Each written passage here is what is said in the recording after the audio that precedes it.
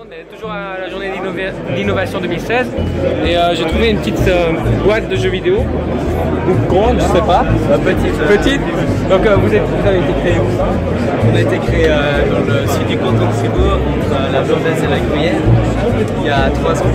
On a décidé de se lancer dans le jeu vidéo et de là on a développé plusieurs choses comme le site internet, la programmation, du cinéma aussi, c'est en post-production. Puis ça a grandi, on a commencé à faire d'autres choses, on s'est mieux défini. Et du coup il y a une démo aussi? Bah alors faut jouer. Tu peux mettre start, c'est déjà pour... Alors ça c'est un jeu qu'on a développé sur une plateforme qui a été faite à Zurich, ça s'appelle Air Console. C'est une plateforme qui demande à un ordinateur d'être transformé en fait en console. On peut se connecter avec nos téléphones. Ah ouais, le contrôleur. J'avais vu ça sur quelques sites déjà qui utilisaient ça. Et c'est assez marrant parce que j'avais vu avec un sable laser par exemple.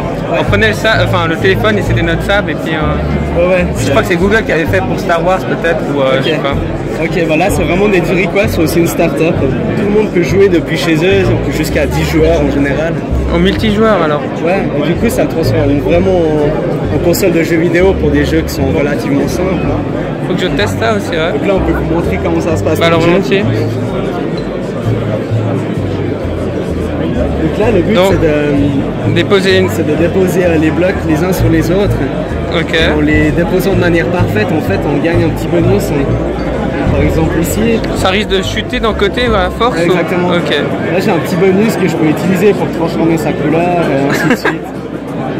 Et est-ce que vous pouvez être méchant entre vous? Oui, justement c'est le but, oui. Ah oui d'accord, donc c'est celui qui a fait tomber le truc qui perd quoi. Par exemple là je lui ai mis du vent.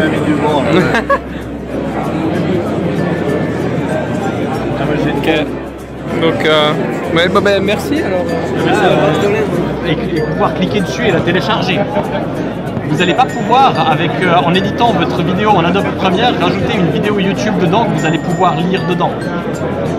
Nous, c'est pas un outil d'édition vidéo, c'est vraiment un player vidéo qui permet à l'utilisateur de contrôler son expérience différemment. Là, on est sur une page web, on est sur l'infrastructure de production. Et là, récemment, on a un client qui a même décidé de faire son site web en entier en utilisant Teleport. Il a un espace dans lequel on peut faire des workshops, des expositions, etc. Il a simplement filmé le lieu et je peux me promener dedans et je peux voir ce qu'il fait. Donc, les différentes propositions, on a la timeline qui fonctionne comme un menu. Et si je veux le contacter, je clique là, j'arrive sur le contact. Ça, c'est une richesse d'interaction qu'on n'a pas avec une vidéo standard. On n'a pas avec un player vidéo standard et qu'un logiciel d'édition vidéo ne le permet pas. Alors ma question c'était, est-ce que vous n'avez pas peur un peu en développant ce genre de technologie que finalement les autres plateformes, YouTube et Dailymotion et tout ça finissent par rattraper avec leur player aussi les technologies finalement que vous proposez, par exemple on voit sur YouTube qu'on peut rajouter du texte après la vidéo, que ça peut faire des boutons, qu'on peut cliquer dessus et il y a de plus en plus de technologies comme ça qui ressemblent et qui s'adaptent et finalement sont prises par les grosses plateformes aussi, donc il n'y a pas ce risque. C'est toujours un risque qui existe. Nous on a pris le parti pris de parler le plus possible de notre technologie parce que si on fait quelque chose de super mais qu'on le cache, de toute façon là on est sûr qu'on n'arrivera à rien. Maintenant, les possibilités de rajouter du contenu, c'est pas tellement dans là qu'il y a la grosse complexité de Teleport. Ce qui est vraiment pas trivial, c'est permettre une navigation à sa guise, en avant, en arrière, à n'importe quel rythme. Ça, on peut pas le faire avec un player vidéo standard et nous, on a nos propres formats de fichiers pour pouvoir faire ça. Okay. Ça, c'est un projet qui est développé, qui est actuellement optimisé en collaboration avec les PFL et c'est quelque chose que YouTube pourrait copier. C'est pas du tout trivial. C'est quelque chose qui a pris pas mal de temps à développer. Et maintenant, on se dit que si YouTube devait nous copier, ben, ça pourrait être une incentive, un encouragement fort pour l'un de leurs concurrents de venir rentrer dans ce marché. Et pour eux, ce serait plus simple d'acquérir notre entreprise. Et ben voilà, en fait, finalement, en début, on voit, je pense que ces technologies-là, il y en a beaucoup des startups qui lancent ça, qui finalement se font aussi racheter par les gros, quoi. Et c'est un peu, vous pensez, le but, un des buts cachés ou Alors, c'est pas du tout caché. Nous, c'est une possibilité qui existe. Okay. Nous, on vise à développer Teleport comme une plateforme en soi, acquérir une audience et pouvoir développer donc Teleport elle-même. Si une proposition d'acquisition vient d'un plus grand groupe qui peut aider à développer la technologie Téléport en l'intégrant dans une autre plateforme, on va écouter leur proposition. Ok. Bon, ben merci beaucoup. Waouh. Ouais, en fait, pour bien faire, comme ça. Donc ça, c'est vraiment des cardboards, on les retrouve sur internet. Il y a un site ensuite, je mettrai le lien où on peut acheter. Et ça permet de faire du VR, donc réalité augmentée avec n'importe quel téléphone. Vous le placez devant là, vous le mettez et après, hop, sur les yeux. Et donc ça, c'est version RTS, ils ont leur propre cardboard. C'est assez intéressant. Et sinon, ils font essayer juste à ce stand les autres personnes. D'ailleurs, là, on peut voir une caméra, comment ils font pour filmer en 360 degrés. Donc, c'est assez impressionnant hein, le nombre de GoPro qu'il faut pour avoir une VR de qualité. Donc, un autre stand avec un titre assez aguicheur. Et donc, je vois la responsable, c'est bien ça Aurore Bouy, donc directrice du... donc qu'est-ce que c'est exactement votre... Alors notre société s'appelle SoftWeb, on est un incubateur d'innovation sociale, donc on aide soit des porteurs de projets, soit des entreprises à réaliser des projets avec et une innovation et un besoin sociétal.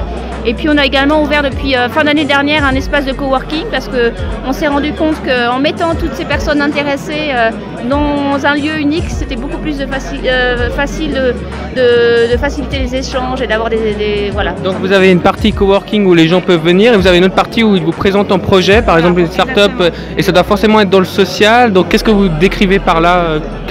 Nos limites ne sont pas strictes du moment que les gens ont envie de venir et de nous poser des questions. Alors si on a des projets qui sont vraiment complètement anti-éthiques, non, on ne va pas les accepter.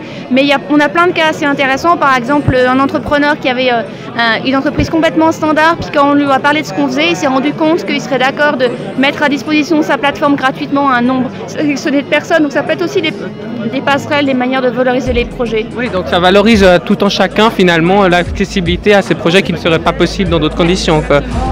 Donc c'est pas mal quoi. Alors vous changez le monde grâce à ça. C'est le but du moins. Le colibri en fait c'est tout le monde peut être acteur de changement, chacun fait sa part. Donc voilà, c'est un peu le symbole on va dire. Il y a la pierre à l'édifice de tout le monde. Ouais, exactement. Bon mais écoutez, merci beaucoup alors. Plaisir. Du coup, j'ai vu votre titre, donc vous allez révolutionner notre manière de chercher sur le net. Donc qu'est-ce que ça entend et puis ouais. En gros, ce qu'on va faire, c'est organiser l'Internet. On part du constat qu'aujourd'hui, quand les gens naviguent sur Internet, ce qu'ils font, c'est ils se connectent sur Facebook, après sur Twitter, après sur Instagram, après sur la boîte mail numéro 1, la boîte mail numéro 2, ainsi de suite.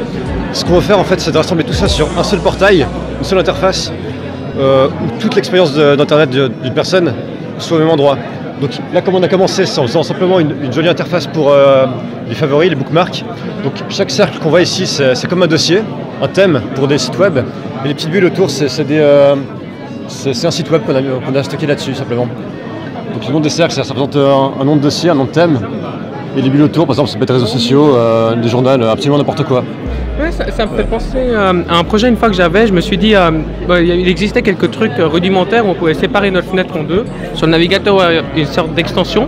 Et moi je me suis dit, ouais mais c'est pas bien fait, ça, on peut pas vraiment passer d'une fenêtre à l'autre, on peut pas avoir une sorte de dextérité et voir plusieurs contenus en même temps sur une seule page, entre quelque sorte. Et finalement j'avais commencé à coder quelque chose comme ça et du coup les extensions ça nous permet aussi de récupérer les données. Là vous utilisez les API je suppose des différents services, mais il y a une sorte de fait que l'extension ça permet, enfin recoder finalement aussi pas qu'une page web mais en dehors ça a plus de pouvoir et donc on peut beaucoup plus facilement tout réunir en un seul lieu, non? Ou extension, nouveau navigateur web, vous êtes plutôt plateforme web du coup pour l'instant? Ouais, exactement. Donc vous utilisez les API pour récupérer les données. C'est ça, ouais. Et justement comme extension future, est-ce que vous pensez à ce genre de truc ou pas du tout? Qu'est-ce que c'est votre avis là-dessus? Si, mais le problème des extensions, c'est qu'on ne peut pas vraiment faire un business model dessus. Donc on va utiliser l'extension pour simplement faciliter l'expérience utilisateur. Genre ils pourront importer des favoris directement depuis leur site web. Ouais. Sur une page qu'on aime bien, depuis une extension on peut télécharger directement sur la page Arda sans faire de transfert sans changer de fenêtre. Mais il y a la possibilité d'avoir de la publicité sur sa propre extension, non? Ou d'avoir plutôt des services payants aussi, non? Ouais, ça marche pas bien? Niveau modeling, comment on ferait du coup? Comment identifier les users, comment faire des pubs ciblées après sur... Des publicités, parce que moi je pensais avec mon truc où on avait acheté à l'historique justement de où il se baladait et tout, et on voyait ce qu'il faisait comme interaction, et puis ça permettait aussi aux applications par exemple de soumettre, si quelqu'un veut avoir un petit bouton à droite pour accéder directement à son application, une sorte de web app directement dans l'application extension déjà, une sorte enfin il y a plein de possibilités quand même là-dessus, mais donc vous n'êtes pas basé là-dessus, vous essayez d'explorer les solutions. Donc c'est quoi votre futur pour vous imaginez alors après l'étape des réseaux sociaux? C'est-à-dire des réseaux sociaux. Là, je vois les réseaux sociaux, je vois dans le sens où vous avez fait une plateforme où on réunit tout et puis on peut direct accéder à tout. Maintenant, vous l'avez visé aussi les sites web, directement accessibles, je suppose, et une sorte de starter, de menu directement sur comme page web, un peu comme ce qu'on voit sur Google Chrome, mais en beaucoup plus optimisé, c'est ça? Ouais, d'accord, ok, effectivement. Donc, ce qu'on va faire, c'est que déjà, on va utiliser les flux RSS. Je sais pas si vous connaissez, ouais. Donc, justement, on va essayer de les populariser en faisant une interface sympathique où les gens peuvent mettre des flux RSS. Ça vieillit, hein. Ça vieillit, mais justement c'est vieux, mais c'est pas populaire, que les gens connaissent pas, alors c'est vachement pratique parce que justement c'est au centre de notre intérêt, ça attire le contenu vers les gens et pas l'inverse, c'est pas les gens qui vont dans le journal, c'est le journal qui va vers les gens. Donc voilà. Un peu comme le centre de notification de notre téléphone. Exactement. Ça se met là-dessus, et du coup on va mêler ces flux RSS aux actualités, par exemple Facebook et Twitter. On va aussi faire notre propre réseau social où les gens pourront en fait partager leur cercle, donc leurs favoris, leur site web qu'ils aiment visiter, les pages favorites. Et du coup après avoir éventuellement des followers, des amis avec qui ils peuvent partager. Pas mal. Et puis faire une espèce de dynamique. D'historique ouvert quoi. Mais qui se base sur la popularité des sites aussi. Exactement, voilà, ouais. Ah, c'est pas mal ça. Ok. Et est-ce que vous n'avez pas peur peut-être que Google ou les autres géants rattrapent un peu cette manière de faire quand on voit par exemple que Chrome ou Google a commencé à partager l'historique avec tous les appareils? Est-ce qu'il y a pas un peu cette peur que le géant dépasse finalement C'est possible, mais vu qu'il n'y a pas de signe que l'idée a été lancée, on se dit qu'on a encore une avance. Ok. Dans tous les cas. Et après peut-être se faire racheter par le géant quoi. Éventuellement, ouais. Okay. Mais pour l'instant, il n'y a pas de signe que quelque chose comme ça se passe. Enfin, il y a des concurrents qui font des choses un peu similaires, mais pas de manière aussi design. C'est plutôt en mode pratique. Ouais, vous avez le côté, je vois bien, vous mettez ça en avant quoi. Voilà, tout à fait. Merci beaucoup pour la présentation. Et puis je vais vous suivre, donc on va voir ça.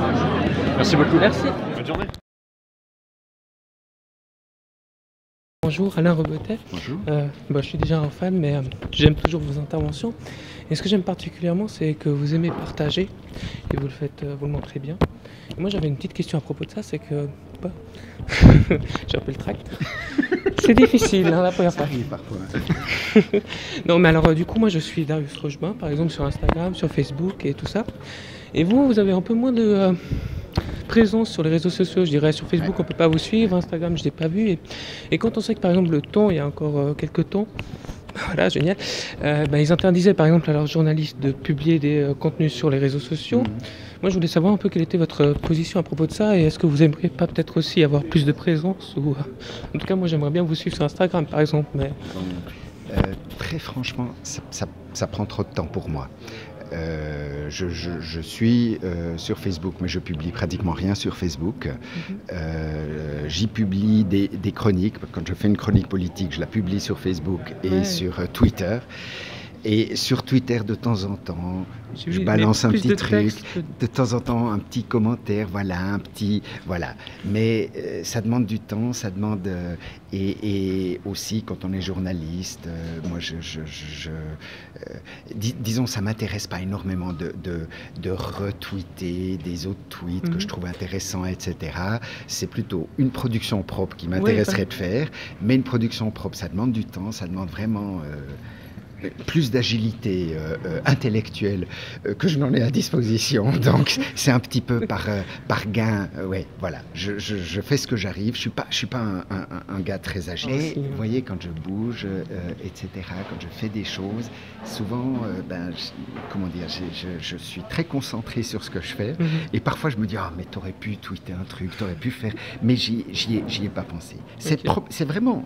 Très honnêtement, c'est un problème d'agilité mentale.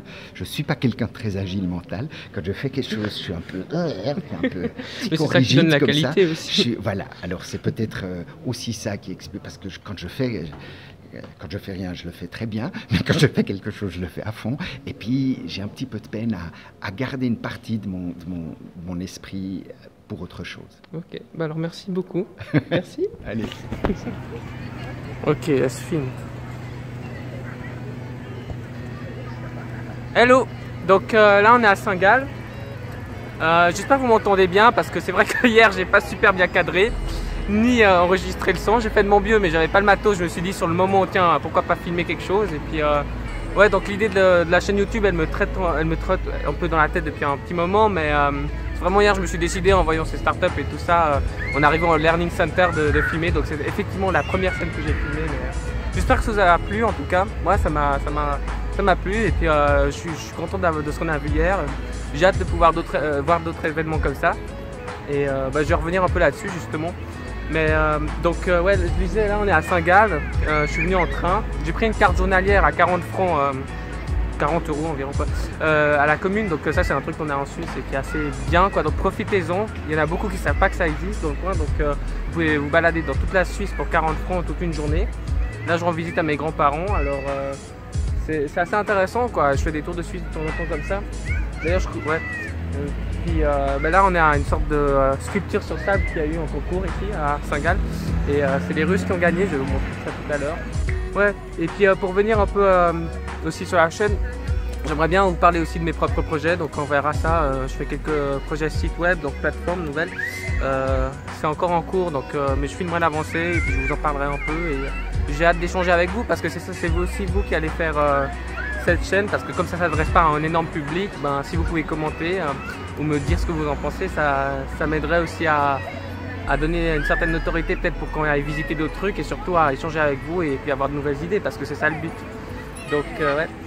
Et puis donc pour revenir sur ce qu'on a vu hier, donc je suis content de ce qu'on a vu et puis moi je vous dis à la prochaine pour ça. Je vais mettre quelques photos aussi que j'ai peut-être pas mis avant, mais on se retrouve dans la prochaine vidéo qui sera sur Éco-Village, c'est au Diableret, j'y vais demain, donc je bouge beaucoup, j'ai hâte de découvrir ça parce que je remercie beaucoup Didier qui m'a invité et puis c'est une connaissance à moi. Je vais mettre le lien de l'Éco-Village dedans aussi, donc on va aller voir ça ensemble et j'espère pouvoir filmer de bons trucs et puis voilà quoi. Donc je vous laisse profiter de la vie aussi. Voyager c'est bien ça, ou découvrir, il faut bouger pour